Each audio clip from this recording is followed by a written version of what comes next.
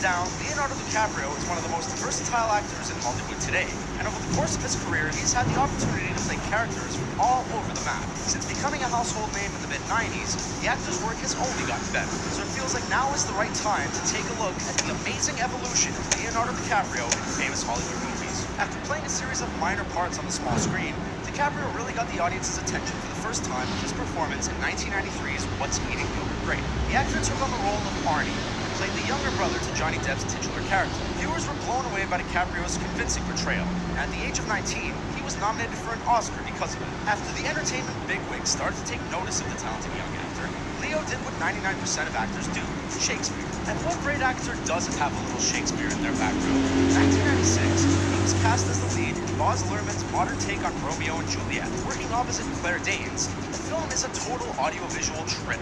The main obstacle people run into when reading William Shakespeare's works is the language structure. Is the east, and Juliet is the sun. And while the original dialogue remains intact, the contemporary setting bridged the gap, making this one of the most accessible versions of the story, even if the contrast seems jarring. As a result of its approachability, the movie was a big hit with audiences. Suddenly, people became a lot more interested in what DiCaprio would do next. It's a good thing viewers liked him, because in the following year, his stardom would be inescapable. To say that Titanic kicked ass at the box office would be a gross understatement. The 1997 cinematic juggernaut smashed records that hadn't even been set yet, and to this day remains the most successful film on DiCaprio's resume, and is second only to Avatar when talking about the highest worldwide grosses of all time. There isn't a fan out there who doesn't have the lyrics to Celine Dion's My Heart Will Go On memorized. As Jack, Leo is a third-class passenger who falls for a first-class lady named Rose. DiCaprio and co-star Kate Winslet are so perfect together that even the happy moments their characters share are heartbreaking. Director James Cameron brought stunningly realistic visuals to the screen like the public had never experienced before.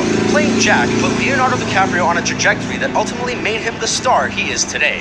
Like we've said before, if you want something done right, just hire Tom Hanks. The man can do no wrong. And DiCaprio was along for the ride as Frank Abagnale Jr. in 2002's Catch Me If You Can. Based on the story of a real-life con man, the movie follows Leo's character as his deceptions become increasingly sophisticated. With Hanks alongside as the man obsessed with taking him down, their cat-and-mouse dynamic is so engaging that you can't help but root for them both. But just days earlier, audiences were watching the actor in a different movie. Once in a Blue Moon, a powerful actor attracts a powerful director, and together they perform motion picture witchcraft. In 2002, Martin Scorsese tagged DiCaprio to play the protagonist in his movie Gangs of New York. Released 5 days before Catch Me If You Can, 2002 was shaping up to be a pretty good year for Leo. The famous director is known for having very specific criteria during the casting process for his films, so being handpicked by him is kind of a big deal. Since the Scorsese train stops for nobody, the actor hopped aboard at his first opportunity, and as we'll see, this collaboration marks the beginning of a beautiful big-screen friendship. When Scorsese needed someone to play the eccentric Howard Hughes in 2004, he knocked on Leo's door. Clocking in at nearly 3 hours, The Aviator won 5 of the 11 Oscars it was nominated for, and DiCaprio even took home a Golden Globe for Best Actor. The critics who were able to hold their bladders long enough to make it to the end praised the complexity of his performance, and those who use the movie's runtime as an excuse not to see it must be forgetting that Titanic was almost a half hour longer, and we didn't hear any complaining back then. It seems the dynamic duo of Scorsese and DiCaprio can't lose, and quite frankly, their friendship is good for everyone. Some fans argue that the actor does his best work under Scorsese, and the two have created some phenomenal movies together. But the one that finally bagged Scorsese an Oscar was 2006's The Departed. Stacked with talent from top to bottom, the film saw DiCaprio holding his own beside major league talents Jack Nicholson, Matt Damon, and the delightfully foul-mouthed Mark Wahlberg.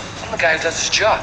You must be the other guy. Anyone who thought Leonardo DiCaprio was doomed to a life of pretty boy romance acting was proven so wrong by this movie. As an undercover cop, his assignment is to gain access to an Irish gang. In case you haven't seen it, we don't want to spoil the plot, but seriously, you should probably get on that. 2010 was another banner year for the actor. He reunited with Scorsese for the thriller Shutter Island, and again, audiences were captivated. But DiCaprio also made a new friend that year, a man who happens to be responsible for some of the most enthralling movies ever made, Christopher Nolan. A writer, producer, and director, Nolan is a Tinseltown triple threat. And while there's a fiery debate between fans about which movie is his best, Inception has to be the coolest. It's a complete ocular spectacle, and DiCaprio carries the audience effortlessly through the labyrinth dream levels. He gives his character Cobb a depth, and is probably the only actor who can completely lose his shit and handle his shit all at the same time. Speaking of losing his shit, the actor got the opportunity to do so as the depraved Calvin Candy in 2012's Django Unchained. The Quentin Tarantino flick follows two men as they try to recover one of Candy's slaves. His performance is genuinely unsettling, and he got so into it